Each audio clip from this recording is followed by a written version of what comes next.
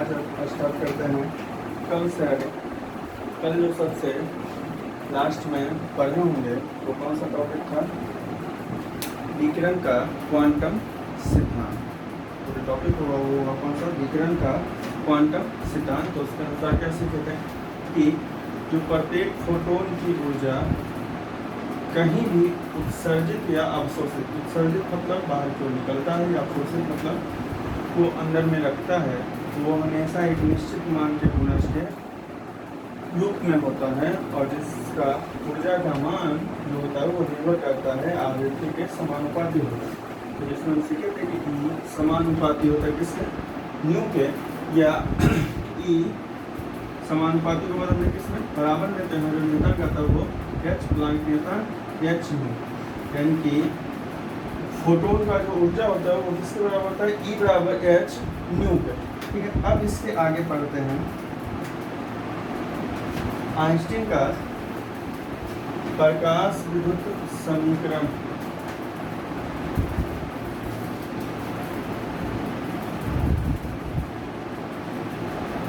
Einstein का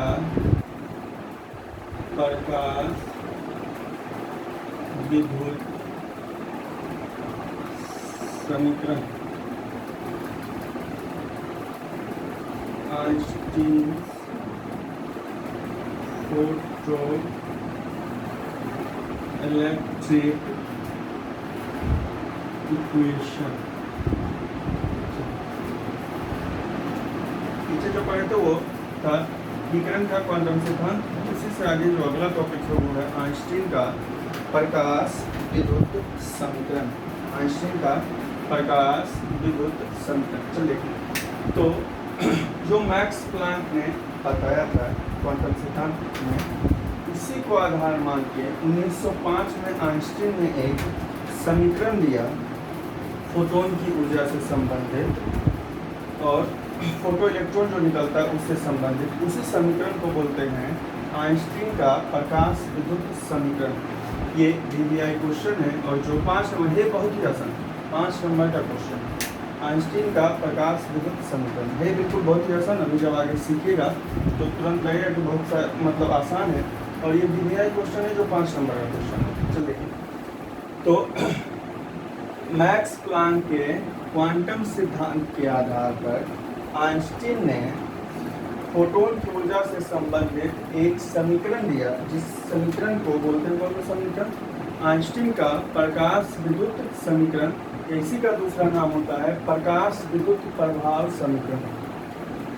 तो देखिए, इसके अनुसार होता क्या है, आइंस्टीन ने बताया कि जो फोटोन किसी धातु की सतह पे आपतित होता है, प्रकाश विद्युत उत्सर्जन में सब पढ़ चुके हैं कि एक उच्च आवृत्ति का कोई प्रकाश जो होता है वो धातु की सतह पर आपतित होता है, और ये जो प्रकाश आता है तो प्रकाश क्या है? कणों का एक पुंज है, फोटोन का एक पुंज होता है जो ऊर्जा के रूप में गतिशील होता है।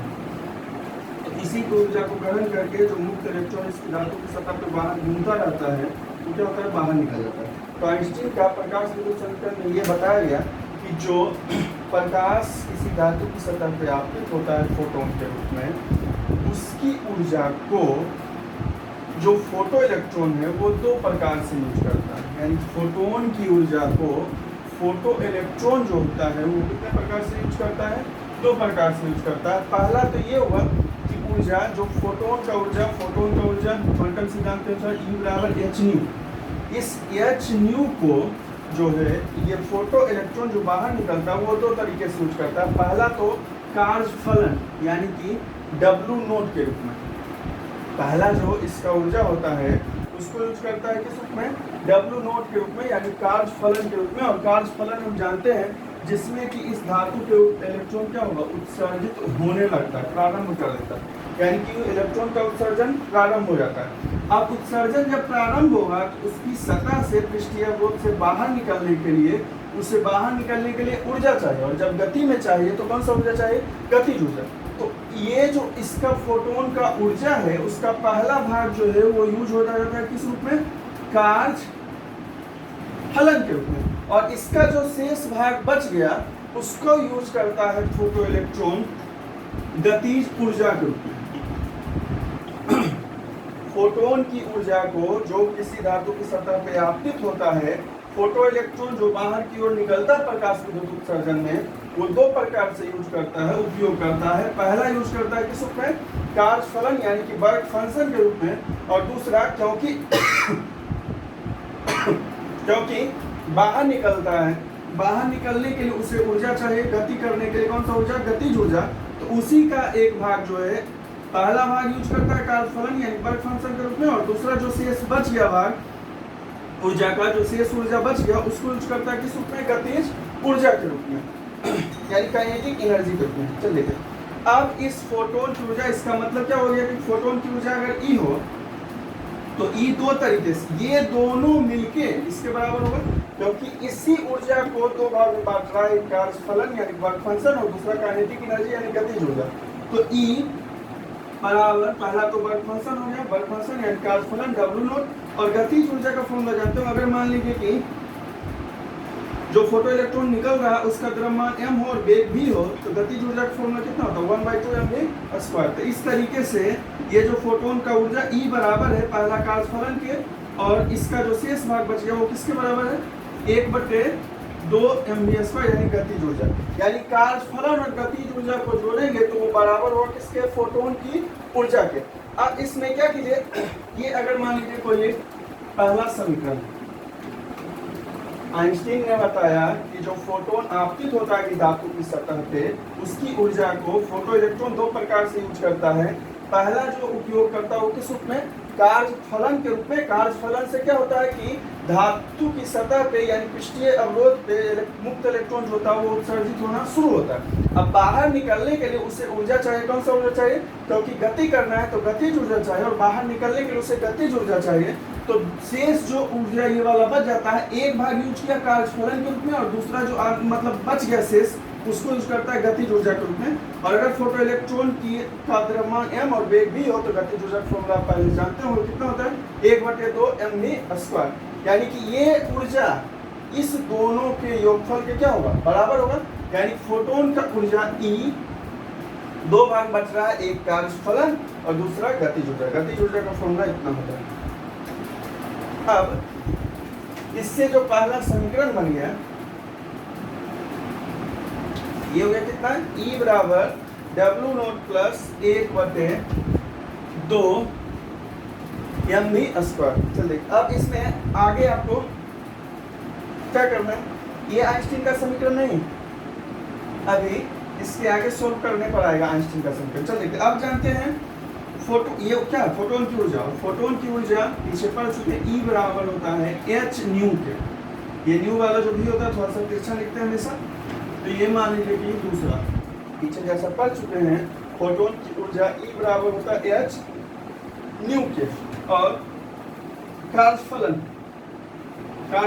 W नॉट, पीछे फॉर्मूला देखिएगा कितना होता है, h न्यू नॉट, क्योंकि कार्य फलन जो होता है वो यूज होता है किसके लिए, देहली आवृत्ति के लिए। यहाँ न्यू ना हो तो कितना होता है, न्यू नॉट लिखते हैं। अब ये 2 और 3 का मान क्या कीजिए, 1 में रख दीजिए।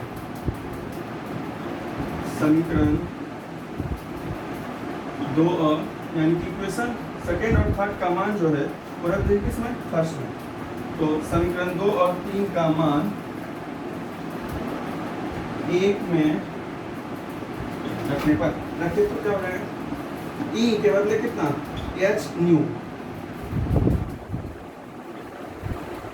W नॉट के बदले h new not plus 1/2 mv square. h new E का बदले, इसके बदले कितना, h न्यू नॉट, और ये 1/2 mv स्क्वायर। चलिए अब इसमें h लगा हुआ उसको एक तरफ कर देंगे,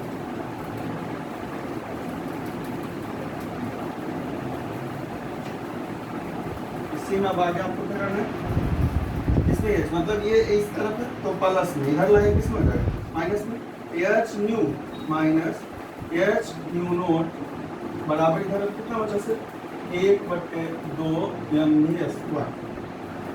अब इस दोनों में जगह कॉमन हो जाएगा, h new minus new not 1/2 mv square. या इसी को सीधा करके लिख लीजिए, तो इसको इस तरफ लिख देंगे 1/2 mv square is equal to H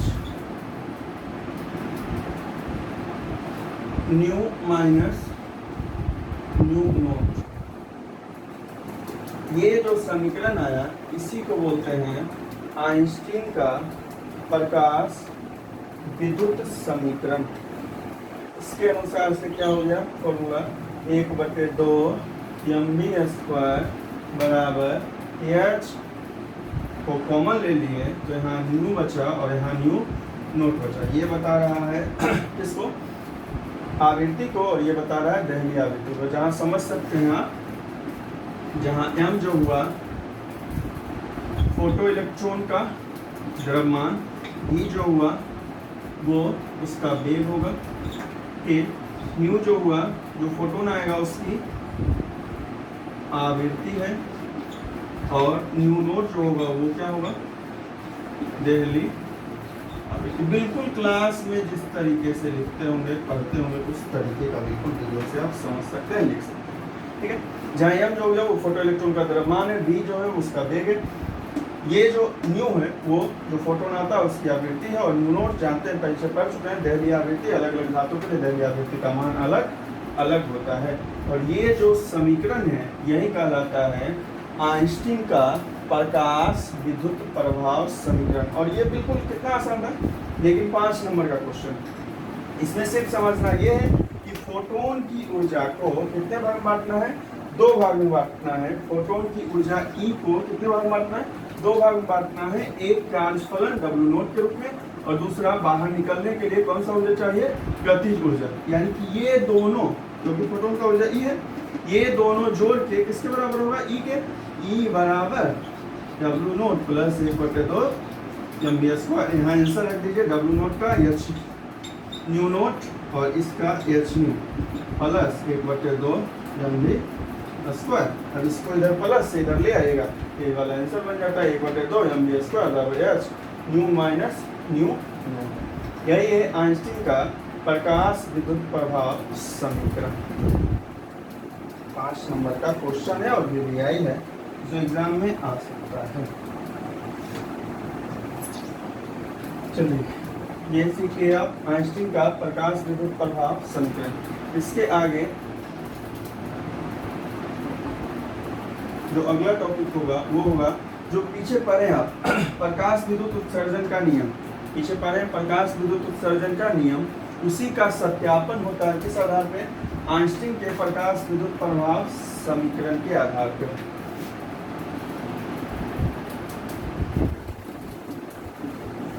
Einstein के प्रकाश विद्युत प्रभाव के आधार पर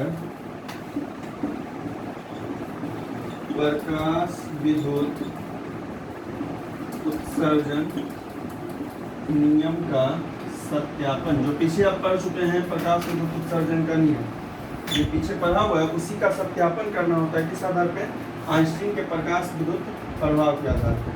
या जो समीकरण है विद्युत प्रभाव समीकरण के आधार पर प्रकाश विद्युत उत्सर्जन नियम का सत्यापन। Verification of laws of photoelectric emission on the basis of Einstein's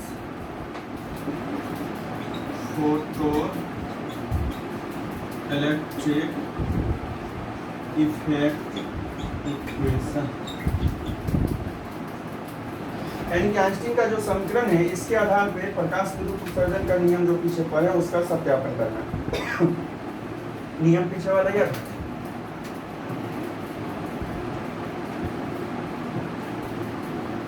कल पढ़े होंगे प्रकाश विद्युत उत्सर्जन, यानी सेकंड क्लास में प्रकाश विद्युत उत्सर्जन का नियम कितना होता है, 4 नियम होता है, जिसमें सबसे पहला था कि जो प्रकाश आएगा उसकी आवृत्ति का मान देहली आवृत्ति के मान से हमेशा क्या होना चाहिए, बड़ा होना चाहिए। दूसरा था प्रति सेकंड जो फोटो इलेक्ट्रॉन उत्सर्जित होता है उसकी संख्या प्रकाश की तीव्रता के समानुपाती होती है। तीसरा होता है कि जो गतिज ऊर्जा होगा फोटो इलेक्ट्रॉन का उसका मान आवृत्ति के समानुपाती होता है। और सबसे लास्ट होता है कि ये जो है प्रकाश विद्युत उत्सर्जन का जो प्रक्रिया है वो क्या है, तात्क्षणिक प्रक्रिया है जिसमें समय बिल्कुल नहीं के बराबर लगता है। तो उसी को सत्यापित करते हैं अब इसके समीकरण के आधार पे, आइंस्टीन के समीकरण के आधार पे। चलिए देखिए, तो जो सबसे पहला नियम वो क्या था कि देहली आवृत्ति का मान हमेशा क्या होना चाहिए, ये देहली आवृत्ति के मान से जो प्रकाश आएगा उसकी आवृत्ति का मान हमेशा अधिक होना चाहिए। तो ये जो न्यू है ये बता रहा है आपतित प्रकाश की आवृत्ति को, और ये जो न्यू नोट है ये बता रहा है किसको, देहली आवृत्ति को। चलिए अब इसका मतलब हुआ जो पहला नियम है उसके अनुसार क्या होना चाहिए कि न्यू का मान हमेशा ही बड़ा होगा किससे, न्यू नोट से। आवृत्ति का मान हमेशा बड़ा होगा किससे, देहली आवृत्ति से। अब देखिए समझिए, तो ये गतिज ऊर्जा H अगर ये छोटा हो जाए और ये बड़ा हो जाए, बीच में क्या लगा हुआ है, माइनस लगा। ये अगर बड़ा हो जाए और ये अगर छोटा हो जाए तो होता है, मान लीजिए समझिए ऐसे कोई मान समझ लेते हैं, ये 3 से बड़ा कोई भी मान ले लीजिए, 5 4 कुछ। अब 3 में से 5 को घटाएगा तो आंसर माइनस में आएगा कि प्लस में, छोटा में बड़ा घटाएगा आंसर कितना, -2। माइनस से गुना होने का ये पूरा आंसर किस में, माइनस में। और इधर ये गतिज ऊर्जा, और जानते हो ऊर्जा जो है वो कभी माइनस में संभव नहीं, यानी कि इसका मान कभी माइनस में संभव नहीं हो सकता। इसका मतलब क्या हुआ कि हमेशा यही वाला बड़ा होगा, मतलब ये बड़ा होगा तभी इसका आंसर प्लस में आएगा। ये जब बड़ा हो जाएगा तो इसका आंसर माइनस में हो जाएगा, जो वास्तव में कभी संभव नहीं है, क्योंकि ऊर्जा का मान या गतिज ऊर्जा का मान कभी ऋणात्मक संभव नहीं। तो इससे पहला नियम सत्यापित हो गया कि आपतित प्रकाश जो आएगा उसकी आवृत्ति का मान, यानी कि न्यू का मान हमेशा बड़ा होगा, न्यू नोट का मान हमेशा क्या होगा, छोटा होगा। क्योंकि अगर ये बड़ा हो गया तो इसका मान माइनस में आ जाएगा, जो वास्तव में कभी संभव नहीं।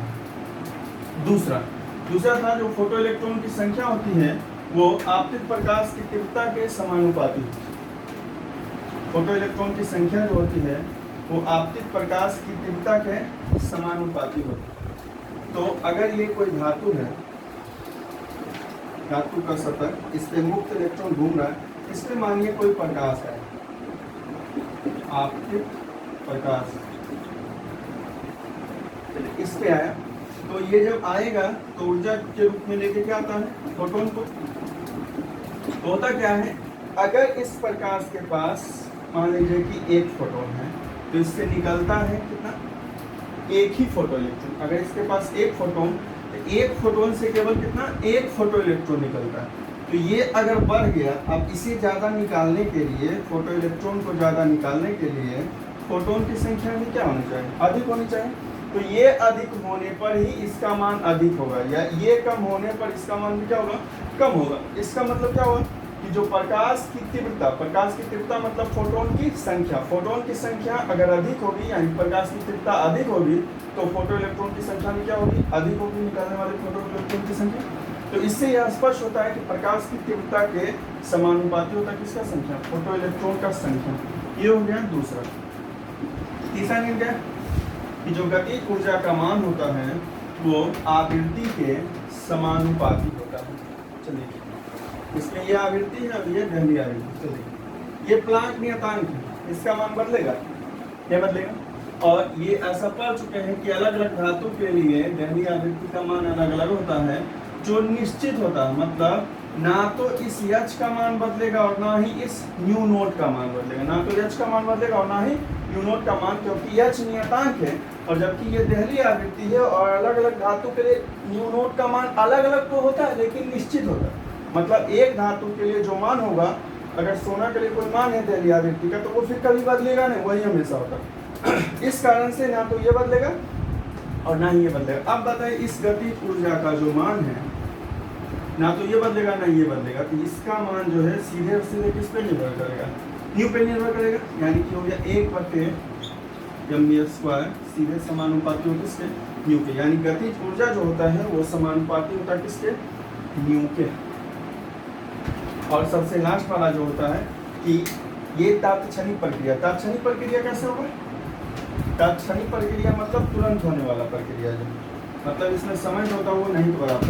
तो होता क्या है, जैसे ये धातु है इसमें मुक्त इलेक्ट्रॉन घूम रहा है, ऊपर से कोई प्रकाश आया जिस मतलब क्या बोलते हैं आवृत्ति अधिक है, इसको मतलब ये जो ऐसे प्रकाश में यहाँ पे आता है तो इसमें फोटोन रहता है। फोटोन यहाँ पे जो इलेक्ट्रॉन पहले से घूम रहा है, फोटोन इलेक्ट्रॉन में टकराव होता है, मतलब एक दूसरे से टकराता हो, टकराने के कारण ये जो फोटो इलेक्ट्रॉन होता है वो तुरंत बाहर निकल जाता है। यानी मुक्त इलेक्ट्रॉन फोटो इलेक्ट्रॉन बन के तुरंत बाहर हो जाता है, जिसमें समय नहीं के बराबर लगता है। तो इस तरीके से प्रकाश विद्युत उत्सर्जन के नियम को आप सत्यापित करते सकते हैं किस आधार पे, आइंस्टीन के प्रकाश विद्युत प्रभाव समीकरण के आधार पे या आइंस्टीन के समीकरण के आधार पे।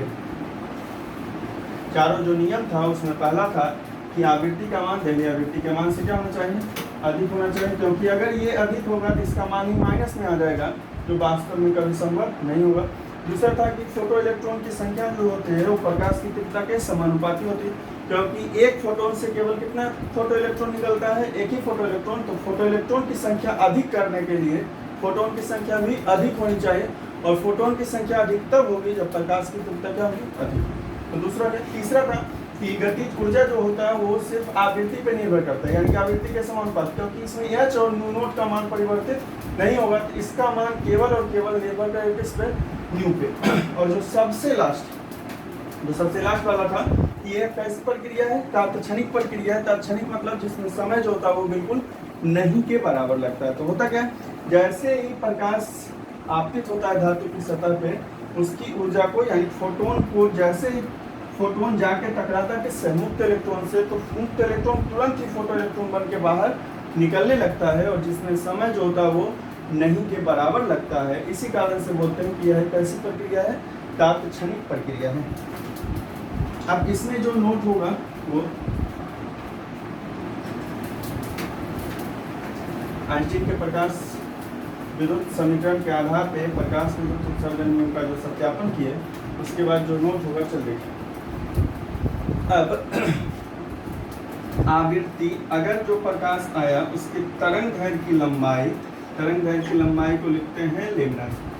तरंग दैर्घ्य की लंबाई लेम्डा हो तो आवृत्ति न्यू का फॉर्मूला होता है c/λ। जो प्रकाश आपतित हुआ, अभी तक आवृत्ति के रूप में पढ़ रहे थे, उसी को अगर दिखाना हो किस रूप में, तरंग दैर्घ्य की लंबाई के रूप में, तो आवृत्ति का फॉर्मूला होता है c/λ, जहाँ c के बारे में आप जानते होंगे, हवा या निर्वात में प्रकाश का वेग या चाल जिसको बोलते हैं, और जो किसके बराबर होता है, 3 × 10⁸ मीटर प्रति सेकंड। चल देखिए, और ये तरंग दैर्घ्य की लंबाई न्यू बराबर होता है कितना, c/λ। अब इसी में बताइए, जब उसमें रख दीजिएगा, इसी तरीके से देहली आवृत्ति के लिए, देहली आवृत्ति को लिखते हैं किससे, न्यू नोट से, और देहली तरंग दैर्घ्य की लंबाई ये जो लेम्डा है वो बता रहा है किसको, तरंग दैर्घ्य की लंबाई, जो प्रकाश आया उसके लिए तरंग दैर्घ्य की लंबाई। और अगर देहली तरंग दैर्घ्य की लंबाई को जैसे नोट लगा लेते हैं, इसमें देहली आवृत्ति में नोट लगा लेते हैं, तो इसमें भी नोट लगा लीजिएगा, लेकिन ऊपर में सी रहेगा, तो c/λ नोट हो जाएगा। तो न्यू नोट बराबर c/λ नोट, और न्यू बराबर c/λ। तो इसी का मान अगर रख दीजिए आइंस्टीन वाले समीकरण में, तो आइंस्टीन का समीकरण कितना था, आइंस्टीन का समीकरण अभी जो पहले कितना था, 1/2 mv² = h × new minus nu note. रख दीजिए तो 1/2 mv²h, इसके बदले कितना, c/λ माइनस c/λ नोट। अब बताइए इस दोनों में c कॉमन हो जाएगा तो क्या जाएगा फॉर्मूला, 1/2 mv²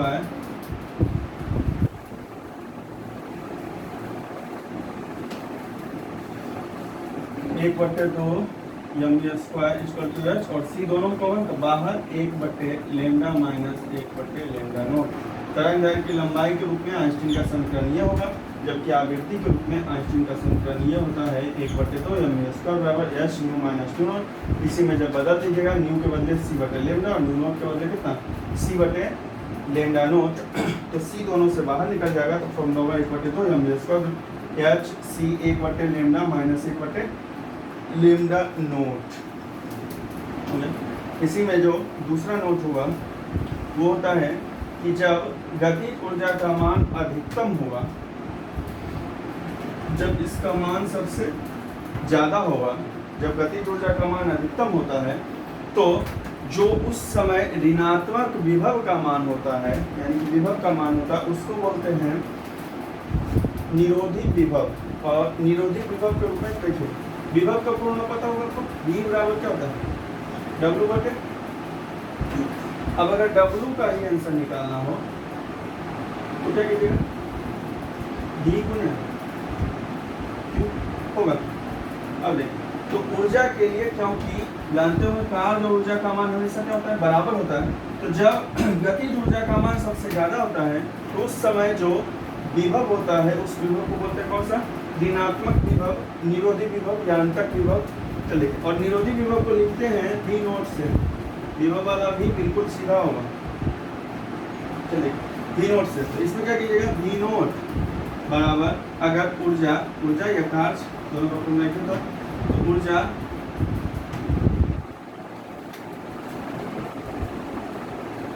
के लिए जो आंसर निकालेगा, अगर ऊर्जा को E से लिख लीजिए, और इलेक्ट्रॉन होता है तो इलेक्ट्रॉन पे आवेश कितना होता है, E होता है। इसका मतलब E के बदले आंसर बनेगा कितना, V नोट गुने E। तो यहाँ पे आप गतिज ऊर्जा जो होगा इस समय, क्योंकि कार्य जब भी ऊर्जा का आंसर चाहिए, आंसर निकालते हैं किसका, कार्य का, क्योंकि कार्य ऊर्जा का जो सब कुछ होता है, सब कुछ एक ही होता है। इस कारण से यहाँ ऊर्जा के बदले जो आंसर है वो कितना, V नोट गुना E। यानी कि इस स्थिति में जब गतिज ऊर्जा का मान क्या होगा, सबसे ज़्यादा होगा, तो निरोधी विभव के रूप में जो इसका फॉर्मूला होगा वो कितना होगा, EV नोट के। गतिज ऊर्जा 1/2 एम वी स्क्वायर जब अधिकतम होगा तो बराबर होगा किसके, EV नोट के। अब अगला जो टॉपिक है वो है निरोधी विभव।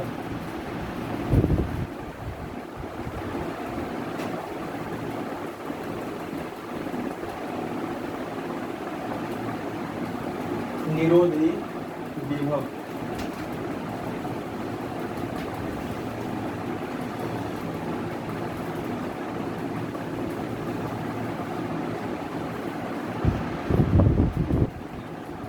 कट ऑफ पोटेंशियल, निरोधी विभव या अंतक विभव इसी को बोलते हैं। चलिए इसको V नोट से, तो निरोधी विभव जैसा विकल्प है कि जब गतिज ऊर्जा का मान क्या होगा, सबसे ज़्यादा, अधिकतम मतलब क्या होगा, सबसे ज़्यादा, तो उस समय जो विभव का मान होता है वो ऋणात्मक होता है, और उसी ऋणात्मक विभव को क्या बोलते हैं, निरोधी या अंतक विभव। विभव के ऋणात्मक मान को जब गतिज ऊर्जा का मान क्या होगा, सबसे ज़्यादा होगा, तो उसी मान को क्या बोलते हैं, निरोधी विभव या अंतक विभव। ठीक है, जिसको लिखते हैं V, ये बिल्कुल सीधा वाला V होगा, उसको न्यू को जो लिखते हैं वो तिरछा करके लिखते हैं, इसको बिल्कुल बड़ा लिखेंगे। वेग को भी V से ही लिखते हैं, लेकिन वेग वाला V छोटा होगा और ये वाला V जो होगा वो क्या होगा, बड़ा होगा।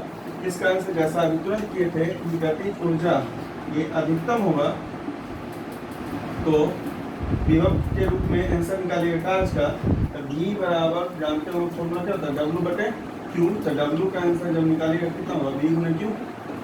तो V नोट और इलेक्ट्रॉन पे आवेश कितना, E, यानी गतिज ऊर्जा का मान जो होगा वो बराबर होगा किसके, V नोट गुने E के, V नोट गुने E के। हो गया। अब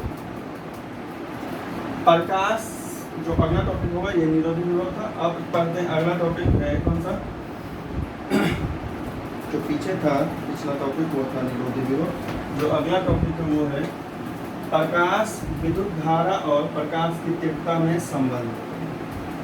प्रकाश विद्युत धारा और प्रकाश की तीव्रता में संबंध, या इस तरीके से समझिए कि प्रकाश की तीव्रता पर, या प्रकाश की तीव्रता का प्रकाश विद्युत धारा पर क्या प्रभाव होगा। प्रकाश की तीव्रता का प्रकाश विद्युत धारा पर क्या प्रभाव होगा ये बताना, मतलब किस तरीके से बदलेगा।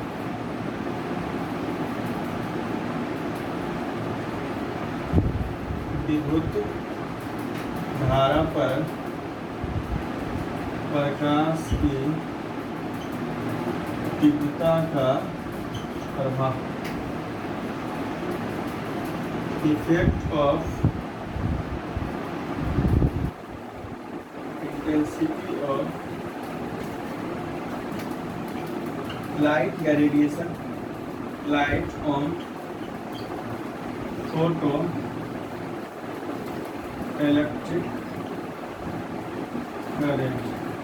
प्रकाश विद्युत धारा पर प्रकाश की तीव्रता का क्या प्रभाव होता है। ये प्रकाश विद्युत धारा पर प्रकाश की तीव्रता का क्या प्रभाव होता है ये पढ़ना। चलिए क्या पता। प्रकाश की तीव्रता मतलब फोटोन की संख्या। प्रकाश विद्युत धारा पीछे पर किसको कहते हैं। प्रकाश विद्युत उत्सर्जन में जो फोटो इलेक्ट्रॉन निकलता है उससे जो धारा बनती है उसी धारा को बोलते हैं कौन सा धारा, प्रकाश विद्युत धारा या फोटो इलेक्ट्रिक करंट। तो देखिए जैसा अभी पीछे पर है कि प्रकाश की तीव्रता फोटोन की संख्या ज़्यादा रहेगी, तो फोटो इलेक्ट्रॉन की संख्या ज़्यादा कि कम, प्रति सेकंड फोटो नियम में विधान ऐसा कि प्रति सेकंड जो फोटो इलेक्ट्रॉन की संख्या होती है वो प्रकाश की तीव्रता के क्या होती है, समानुपाती होती है। यानी फोटोन की संख्या ज़्यादा तो फोटो इलेक्ट्रॉन ज़्यादा, फोटो इलेक्ट्रॉन ज़्यादा बनेगा। फोटो इलेक्ट्रॉन जब ज़्यादा उत्सर्जित होगा क्योंकि फोटो इलेक्ट्रॉन से ही ये प्रकाश विद्युत धारा बनता है, तो होता है फोटो इलेक्ट्रॉन ज़्यादा होगा प्रकाश विद्युत धारा ज़्यादा होगा या कम। फोटो इलेक्ट्रॉन के अधिक रहने पर प्रकाश विद्युत धारा भी क्या होगा, अधिक ही होगा। इस कारण से दोनों एक दूसरे के क्या होगा, समानुपाती। प्रकाश की तीव्रता मतलब फोटोन की संख्या, और ऐसा पढ़ चुके हैं पीछे कि फोटोन की संख्या अधिक है, प्रकाश की तीव्रता अधिक रहने पर फोटो इलेक्ट्रॉन क्या होगा, अधिक निकलता है। प्रकाश की तीव्रता अधिक होने पर फोटो इलेक्ट्रॉन अधिक निकलता है। फोटो इलेक्ट्रॉन जैसे अधिक निकला, क्योंकि फोटो इलेक्ट्रॉन जो है निर्माण करता है किसका, प्रकाश विद्युत धारा का, तो फोटो इलेक्ट्रॉन जब ज़्यादा निकलेगा तो प्रकाश विद्युत धारा क्या होगा, अधिक निकलेगा। इसका मतलब हुआ कि दोनों एक दूसरे के समानुपाती होता है। तो प्रकाश की तीव्रता को अगर लिख रहे हैं किससे, इंटेंसिटी कारण आई, और धारा को भी आई से ही लिखते हैं, लेकिन फोटो इलेक्ट्रिक करंट है इस कारण से इसमें अगर लगा दीजिए कितना, आई पी, तो आई पी का जो मान है वो आई के समानुपाती होता है। यानी प्रकाश विद्युत धारा का मान प्रकाश की तीव्रता के क्या होता है, समानुपाती होता है। तो इस तरीके से ये हुआ कि अगर ये बढ़ेगा तो ये भी बढ़ेगा, अगर ये घटेगा तो ये भी क्या होगा, घटेगा। अब इसका जब ग्राफ बनाएंगे तो जैसे समानुपाती है, इसका मतलब समानुपाती जब भी होगा तो उसका ग्राफ जो होता है वो सरल रेखा होता है। यानी कि दो अक्ष बना इस तरीके का, ये मान लीजिए कौन सा, क्या है ये एक्स अक्ष और ये कौन सा, वाई, दोनों धनात्मक वाला अक्ष, ये एक्स का धनात्मक अक्ष और ये वाई का अक्ष। तो एक पे प्रकाश की तीव्रता मान लीजिए और एक पे प्रकाश विद्युत धारा, ये मान लीजिए एक्स अक्ष जो है बता रहा प्रकाश विद्युत धारा को, और ये बता रहा है प्रकाश की तीव्रता यानी कि आई। अब दोनों जब समानुपाती होता है तो जितना गुना ये बढ़ेगा, मान लीजिए ऐसे समझ लेते हैं कि अगर 5 है, 10 है, 15 है, 20 है, 25 है, इस तरीके, तो ये मान लीजिए 10 है, 20 है, 30 है, इस तरीके का। तो अगर मान लीजिए कि ये 10 है तो ये 10, इसलिए या 5 पे मान लीजिए 5 है तो ये 10 यहाँ पे आएगा, ऊपर से ले जाएगा किसके सामने, 5 के सामने, इसको ले जाएगा 10, ठीक है। तो अगर 5 से ये 10 हुआ मतलब कितना गुना हो, 2 गुना, ये भी 10 से 2 गुना होकर चला जाएगा 20 पे, यानी इसको 20 के सामने लाएगा। अगर ये फिर 15 हो गया, यानी 5 का कितना गुना, 3 गुना, तो 10 का कितना गुना, 3, यानी कि इसको 15 के सामने लाए। और इसको जब ग्राफ कॉपी पे मिलाइएगा तो जो लाइन बनेगा वो बिल्कुल कैसा बनेगा, सीधा बनेगा। यानी कि इसके बीच का जो ग्राफ होगा वो कैसा होगा, सरल रेखा होगा। यहाँ से इस तरीके से समझिए कि जो भी एक दूसरे के समानुपाती होता है उनके बीच का ग्राफ जो होता है वो हमेशा कैसा होता है, सरल रेखा में ही बनता है, यानी कि ये हमेशा एक सीधा सा कोई लाइन ही बनेगा। तो प्रकाश की तीव्रता मतलब फोटोन की संख्या, फोटोन की संख्या अधिक रहने पर फोटो इलेक्ट्रॉन भी क्या होगा, ज़्यादा निकलेगा। और क्योंकि फोटो इलेक्ट्रॉन से ही किसका निर्माण होता है, प्रकाश विद्युत धारा का, इस कारण से इसका संख्या मतलब ये भी क्या होगा, अधिक होगा। तो प्रकाश की तीव्रता अधिक होने पर ये भी अधिक होगा, तो दोनों एक दूसरे क्या हो गया, समानुपाती हो गए। समानुपाती का जो ग्राफ होगा वो बिल्कुल सरल रेखीय होगा। अब इसी में जो ग्राफ होता है, दो ग्राफ और होगा, एक होगा आवृत्ति और निरोधी विभव का, और एक होगा प्रकाश की तीव्रता और निरोधी विभव का। एक ही दिन में जब सब तीनों वाला ग्राफ समझिएगा तो वो थोड़ा सा समझने में दिक्कत होगा, इसी कारण से आगे जो है वो अब कल देखते हैं। आज के लिए बस इतना है, ठीक है। घर पे पढ़ते रहिए, घर पे बिल्कुल जो हर दिन का है वो पढ़िए। ऐसा बिल्कुल नहीं है कि मतलब एक ही दिन में सब बिल्कुल, जैसे क्लास में बोलते थे ना कि अगर सोच रहा हूँ मैं 12th में मतलब 10th वाला सब कुछ जैसे होता है आराम से एक महीने में सब कुछ हो जाता है, तो ऐसा इसमें फिर से बोल रहे हैं कि अगर ऐसा सोच रहे हैं कि एक ही दिन में 24 घंटों सब मतलब वीडियो देख लेंगे और सब कुछ हो जाएगा, सब कुछ समझ में आ जाएगा, तो इस तरीके का बिल्कुल नहीं होगा। आराम से आधा घंटा 45 मिनट जितने देर का भी वीडियो होता है उसको सही से हर दिन का हर दिन देखिए, और कॉपी में सब कुछ लिखा हुआ है, लिखना तो कुछ होगा नहीं अभी, तो इसी को जितना बेहतर तरीके से समझ सकते हैं बेहतर तरीके से समझिए। बाकी क्लास में बोलते थे मेरा काम है क्या, बोलने का, और आप लोग का काम है करना। करना नहीं करना आप लोग की जिम्मेदारी है, मेरा जो जिम्मेदारी बन रहा है वो हम यहाँ पे पूरा करें, ठीक है। आप लोग भी अपनी जिम्मेदारी को निभाइए। बहुत सारे स्टूडेंट ऐसे हैं जो अभी तक मतलब किसी भी कारणवश से वीडियो वगैरह नहीं देख रहे होंगे, तो उनको मतलब अगर आपके साथ रहते हैं कोई या उस तरीके का है कॉन्टेक्ट नंबर वगैरह तो उनको जानकारी दीजिए कि क्लास जो है वो हर दिन चल रहा है, ठीक है।